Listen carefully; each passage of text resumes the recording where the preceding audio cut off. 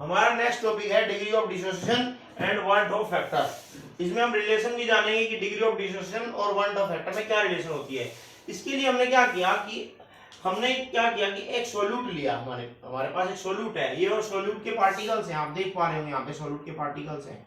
जैसे आप मान लीजिए ये NaCl है, NaCl। अब जब NaCl सॉलिड फॉर्म में होता है तो NaCl का जो एक पार्टिकल होता है वो पूरा एक पार्टिकल ऐसे लिखा जाएगा। NaCl का ये एक पार्टिकल, ये जो पार्टिकल आपको दिख रहा है ये NaCl है, ये भी NaCl है, ये भी NaCl है। हमने अज्यूम किया, इसको ड्रॉ किया यहाँ पर। तो हम देख रहे हैं कि जो हमारे पास सोल्यूट है उसका एक पार्टिकल है NaCl। लेकिन अगर हम इसको वाटर में ऐड करते हैं तो क्या होगा बच्चों, ये जो NaCl आपको दिखाई दे रहा है ना पूरा एक पार्टिकल, ये दो आयंस में डिसोसिएट हो जाएगा। Na+ अलग हो जाएगा और Cl- अलग हो जाएगा। तो ये जो बड़े बड़े पार्टिकल आपको दिखाई दे रहे हैं ये NaCl के पार्टिकल्स, ये बड़े बड़े पार्टिकल्स, ये दो हिस्सों में टूट जाएंगे, एक Na+ और एक Cl-। और ये जो पार्टिकल्स हैं ये छोटे हो जाएंगे साइज में, आप देख पा रहे होंगे। देखो बड़ा पार्टिकल था यहाँ पर, लेकिन जैसे हमने इसको वाटर में ऐड किया, सॉल्वेंट में ऐड किया, तो ये आयंस के रूप में क्या हो गया, डिसोसिएट हो गया। तो अब जो पार्टिकल्स हैं सॉल्यूशन के अंदर उनका साइज कैसा है, साइज छोटा है। पहले जो पार्टिकल्स थे सॉलिड फॉर्म में थे उनका साइज क्या था, बड़ा था। तो हम यहाँ पर जब इस तरह का कोई केस आपको दिखाई दे तो यहाँ पर यूज करेंगे हम degree of dissociation. Degree of dissociation यहाँ पर क्यों यूज की जा रही है, क्योंकि हम देख पा रहे हैं कि जो पार्टिकल्स हैं हमारे वो डिसोसिएट हो गए हैं। डिसोसिएट मतलब टूट गए हैं। हम यहाँ पर देख रहे हैं ये जो बड़े बड़े पार्टिकल थे NaCl के पार्टिकल, ये NaCl, ये छोटे हो गए हैं, दो हिस्सों में टूट गए हैं। तो यहाँ पर डिसोसिएशन हुआ है। तो यहाँ पर जहां भी डिसोसिएशन होता है वहां पर आप डिग्री ऑफ डिसोसिएशन निकाल सकते हैं। और डिग्री ऑफ डिसोसिएशन कैसे निकलती है वो तो आपको पता ही है। डिग्री ऑफ डिसोसिएशन निकालने के लिए हम क्या करते हैं, डिग्री ऑफ डिसोसिएशन निकालने के लिए हम ऊपर लिखते हैं total number of moles dissociated, नीचे लिखते हैं total number of moles added. तो यहां पर हम देख पा रहे हैं जो सॉल्यूशन बना है हमारे पास ऐड करने के बाद, इस सॉल्यूशन के अंदर जो बड़े बड़े पार्टिकल थे वो दो छोटे पार्टिकल्स में टूट गए हैं। और ऐसा होता है कि ये जो हमारे पास NaCl सॉल्यूशन है, ये NaCl सॉल्यूशन एक स्ट्रॉन्ग साल्ट है, स्ट्रॉन्ग साल्ट है। और जो स्ट्रॉन्ग साल्ट्स होते हैं वो कंप्लीटली डिसोसिएट हो जाते हैं। कंप्लीटली डिसोसिएट का मतलब है कि जब आप स्ट्रॉन्ग साल्ट्स को वाटर में ऐड करते हैं तो जितने भी मोल आप ऐड करते हैं सारे ही मोल डिसोसिएट हो जाते हैं। एसिटिक एसिड में ऐसा नहीं था। एसिटिक एसिड में क्या किया था हमने, जब 1 मोल ऐड किया था तो उसमें से 0.041 मोल डिसोसिएट हुआ था। वो एक वीक इलेक्ट्रोलाइट था। कैसा था, वीक इलेक्ट्रोलाइट, वीक एसिड था वो। लेकिन ये NaCl जो है ये स्ट्रॉन्ग इलेक्ट्रोलाइट है। इलेक्ट्रोलाइट की क्या पहचान है, इलेक्ट्रोलाइट के अंदर आयंस होते हैं, एक पॉजिटिव आयन होगा एक नेगेटिव आयन होगा। NaCl भी एक इलेक्ट्रोलाइट है, एसिटिक एसिड भी एक इलेक्ट्रोलाइट है, लेकिन वो वीक है क्योंकि उसके जितने मोल हमने वाटर में ऐड किए थे सारे डिसोसिएट नहीं हुए थे। 1 मोल ऐड किया था उसमें से 0.041 मोल ही डिसोसिएट हुए थे।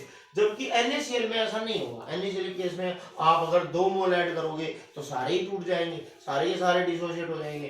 3 मोल ऐड करोगे वाटर में तो 3 के 3 डिसोसिएट हो जाएंगे।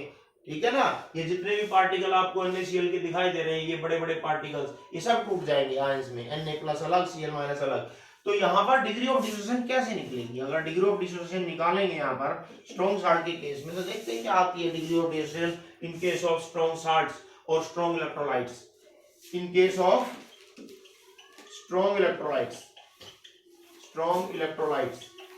डिग्री ऑफ डिसोसिएशन निकालने वाले हैं हम यहाँ पर। तो स्ट्रॉन्ग इलेक्ट्रोलाइट्स वो होते हैं जो कंप्लीटली डिसोसिएट हो जाते हैं। इलेक्ट्रोलाइट्स साल्ट्स होते हैं, एसिड्स होते हैं, बेसिस होते हैं, सभी इलेक्ट्रोलाइट होते हैं क्योंकि इनके अंदर आयंस होते हैं, क्योंकि आयंस के रूप में डिसोसिएट हो सकते हैं। तो ये सभी इलेक्ट्रोलाइट होते हैं। स्ट्रॉन्ग इलेक्ट्रोलाइट होते हैं कंप्लीटली डिसोसिएट हो जाते हैं। क्या आपको लग रहा है NaCl कंप्लीटली डिसोसिएट होगा, NaCl कंप्लीटली डिसोसिएट होगा। मान लीजिए आपने NaCl के 5 मोल ऐड किए या N मोल ऐड किए, तो N मोल अपने ऐड किए और डिसोसिएट कितने होंगे बच्चों, स्ट्रॉन्ग इलेक्ट्रोलाइट है N ही डिसोसिएट हो जाएंगे, सारे के सारे डिसोसिएट हो जाएंगे। अगर ये सारे के सारे डिसोसिएट हो जाएंगे तो ऊपर लिखते हैं हम डिग्री ऑफ डिसोसिएशन निकालने के लिए नंबर ऑफ मोल्स डिसोसिएटेड और नीचे लिखते हैं टोटल नंबर ऑफ मोल्स। तो ऐड कितने किए N और डिसोसिएट कितने हुए वो भी n डिसोसिएट हो गए, सारे डिसोसिएट हो गए, तो n से n कैंसिल हो जाएगा, कितना है 1। तो ये बात याद रखनी है, इन case of strong electrolytes degree of dissociation 1 होती है, इस केस में स्ट्रॉन्ग इलेक्ट्रोलाइट। अब ये स्ट्रॉन्ग इलेक्ट्रोलाइट है कौन से? जो स्ट्रॉन्ग साल्ट्स हैं सारे स्ट्रॉन्ग इलेक्ट्रोलाइट्स हैं, जैसे कि KCl, NaCl, HCl, ये स्ट्रॉन्ग इलेक्ट्रोलाइट्स हैं, ठीक है, इस तरह की। तो स्ट्रॉन्ग इलेक्ट्रोलाइट्स के केस में इस तरह से हम फाइंड कर सकते हैं डिग्री ऑफ डिसोसिएशन, और इसको याद कर लें, ये होती है 1, ठीक। अगर आपसे कोई पूछे परसेंटेज ऑफ डिसोसिएशन बताइए, परसेंटेज बताइए डिसोसिएशन की, percentage of dissociation strong salts के केस में या स्ट्रॉन्ग इलेक्ट्रोलाइट्स के केस में, तो क्या लगता है कितने परसेंट साल्ट डिसोसिएट हो गया है? सोच के बताएं। ये तो सारा ही डिसोसिएट हो गया है, तो 100% डिसोसिएट हो गया। तो in case of strong salts और strong electrolytes percentage of dissociation होती है 100।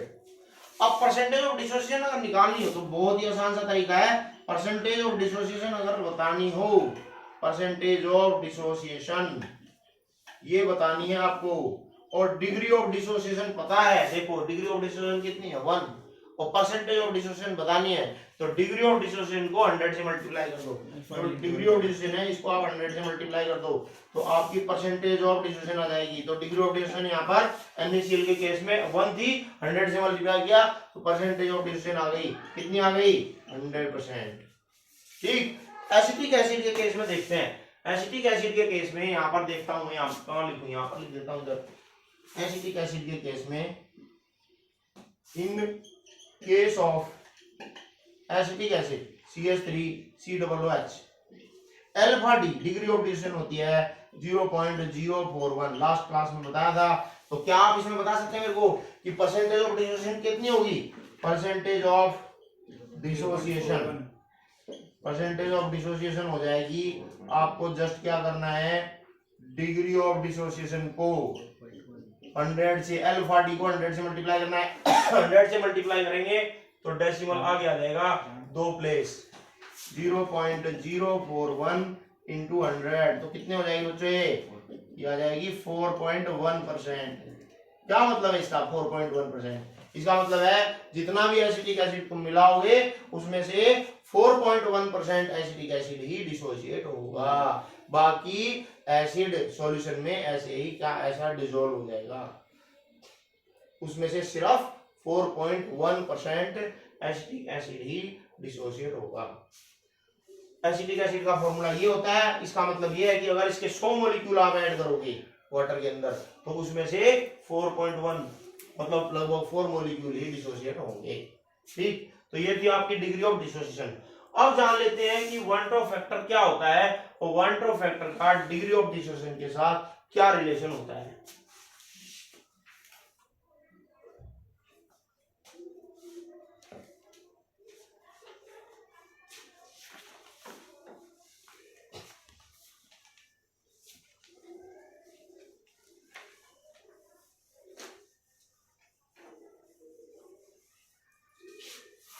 One drop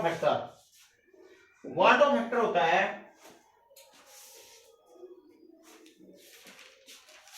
normal molar mass to the abnormal molar mass.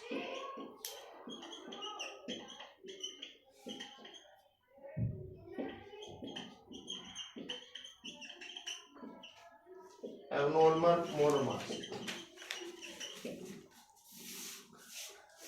ये नॉर्मल मोलर मास क्या होता है? मान लीजिए आपका ये साल्ट है, सॉलिड फॉर्म में है, तो सॉलिड फॉर्म में अभी इसको वाटर में ऐड नहीं किया गया है, तो यहाँ पर ये जो पार्टिकल्स है इनका साइज बड़ा है, तो बड़ा साइज है तो इसका जो इन पार्टिकल्स का जो मोलर मास आएगा वो ज्यादा आएगा, ठीक है। आप बता सकते हैं NaCl के केस में कितना आएगा मोलर मास? मोलर मास आएगा इसका 23 और इसका 35.5, तो मोलर मास क्या होगा 58.5, ठीक है। लेकिन यहाँ पर जब हम इसको इसमें ऐड करेंगे तो ये जो बड़े बड़े पार्टिकल्स हैं ये दो छोटे पार्टिकल्स में टूट जाएंगे, तो यहाँ पर जो पार्टिकल्स हैं उनका साइज कम हो जाएगा, तो जब पार्टिकल्स का साइज कम हो जाएगा तो मोलर मास भी कम हो जाएगा, उसको मोलर मास को कहेंगे एबनॉर्मल मोलर मास। क्योंकि अब जो मास देखा जाएगा वो इन पार्टिकल्स के अकॉर्डिंग देखा जाएगा। ऐसे ऐसे जो छोटे पार्टिकल्स हैं, इन ऐसे ऐसे छोटे 1 मोल पार्टिकल्स लेने होंगे और उन 1 मोल पार्टिकल्स का जो मास होगा वो एबनॉर्मल मोलर मास होगा। यहां पर जो बड़े बड़े पार्टिकल्स हैं, ऐसे बड़े बड़े 1 मोल पार्टिकल लेने होंगे, उनका जो मास होगा वो नॉर्मल मोलर मास होगा। बड़े बड़े पार्टिकल्स का जो मास होगा सॉल्यूशन में सॉल्यूशन बनाने से पहले कितने पार्टिकल लेने होंगे? 1 मोल। कितने पार्टिकल? 1 मोल। पता है 1 मोल होते इतने 6.022 10 की पावर 23। तो ये बड़े बड़े जो पार्टिकल्स हैं, इतने सारे बड़े बड़े पार्टिकल्स लेने होंगे और उन बड़े बड़े पार्टिकल्स का जो मास होगा वो नॉर्मल मोलर मास होगा। जबकि यहाँ पर आपको पार्टिकल्स हो गए छोटे हो गए, तो आपको यहाँ भी 1 मोल पार्टिकल लेने होंगे 6.022 10 की पावर 23। ये 1 मोल पार्टिकल्स होते हैं, ये 1 मोल पार्टिकल्स लेने होंगे, बाद छोटे पार्टिकल्स लेने होंगे। तो नॉर्मल यहाँ पर जो मास आएगा 1 मोल पार्टिकल्स का वो एबनॉर्मल मोलर मास कहलाएगा। ये जो एबनॉर्मल मोलर मास होगा, बताइए कम होगा या ज्यादा होगा? एबनॉर्मल मोलर मास कम होगा क्योंकि पार्टिकल छोटे हो गए हैं। नॉर्मल मोलर मास ज्यादा होगा क्योंकि पार्टिकल्स क्या थे यहाँ पर? बड़े थे। तो यहाँ पर जो वांट ऑफ फैक्टर होता है उसका फॉर्मूला होता है नॉर्मल मोलर मास, मतलब सॉल्यूशन में ऐड करने से पहले 1 मोल पार्टिकल्स का mass to the abnormal molar mass, solution में ऐड करने के बाद 1 मोल पार्टिकल्स का मास, उसको बोलते हैं हम वांट ऑफ फैक्टर। अब वांट ऑफ फैक्टर में और डिग्री ऑफ डिसोसिएशन में रिलेशन होती है। Degree of dissociation equal to होता है I - 1 upon n - 1, I - 1 upon n - 1।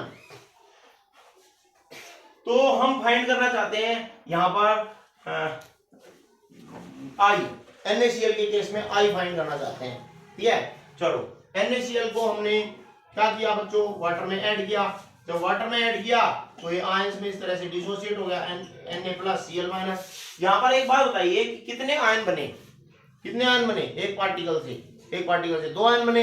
तो ये जो N आपको दिखाई दे रहा है फॉर्मूले में, ये नंबर ऑफ आयंस प्रोड्यूस्ड है। ठीक है, तो नंबर ऑफ आयंस कितने प्रोड्यूस हुए? 2। तो इस N की वैल्यू हो गई बच्चों 2। ठीक, N की वैल्यू तो हो गई 2। और alpha D degree of dissociation बताइए। डिग्री ऑफ डिसोसिएशन NaCl की, NaCl अभी तो बताया था, डिग्री ऑफ डिसोसिएशन जो होती है NaCl की वो 1 होती है क्योंकि वो 100% क्या हो जाता है? डिसोसिएट। वो एक स्ट्रॉन्ग साल्ट है, तो ये हो गई आपकी 1। तो क्या यहां से आप I निकाल सकते हैं? चलो I निकाल के देखते हैं। अल्फा डी की जगह लगा दे 1 और यहां पर I - 1 अपॉन n की वैल्यू 2 - 1। ठीक, अब यहां से कितना हो जाएगा? ये 2 में से 1 गया तो 1 हो गया, 1 की इधर मल्टीप्लाई 1 हो गया, तो 1 = I - 1। तो I कितना आ गया बच्चों? ये 1 प्लस 1 कितना आ गया? 2। I की वैल्यू 2 आ गई। तो यहां पर N की वैल्यू भी 2 है और I की वैल्यू भी 2 आ गई। तो इसका मतलब हमने ये देखा कि अगर हमारे पास स्ट्रॉन्ग इलेक्ट्रोलाइट होगा तो स्ट्रॉन्ग इलेक्ट्रोलाइट के केस में जो N की वैल्यू होगी वही I की वैल्यू होगी। ध्यान रखना है, स्ट्रॉन्ग इलेक्ट्रोलाइट के केस में ऐसा होगा I और N की वैल्यू इक्वल होती है। ठीक, किस केस में? इन case of strong electrolytes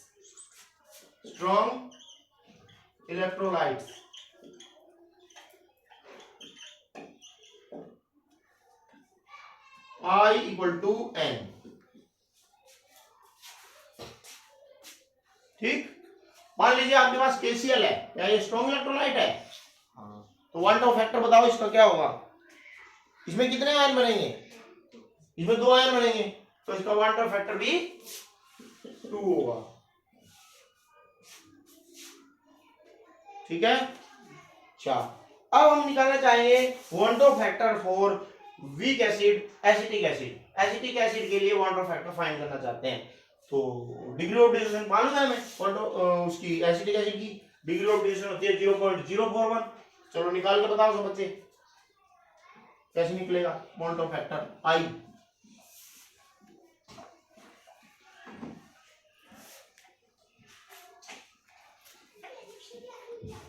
for acetic acid 1.04 for acetic acid alpha D is 0.041 और अल्फा डी का फॉर्मूला है I - 1 अपॉन n - 1।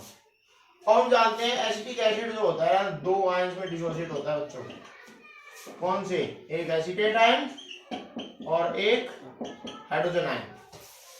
यहां पर n की वैल्यू कितनी है? n है number of ions produced, n की वैल्यू 2 है, अल्फा डी की वैल्यू 0.041 है, I - 1 डिवाइड बाई n की वैल्यू 2 है, 2 - 1।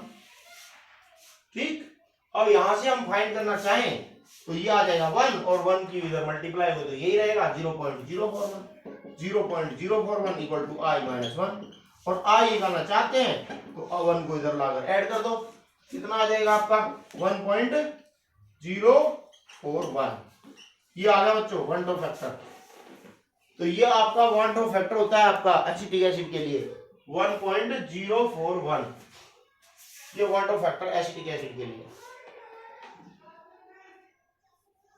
ठीक, अब पढ़ेंगे degree of association and relation with one two factor. Phone बढ़िया।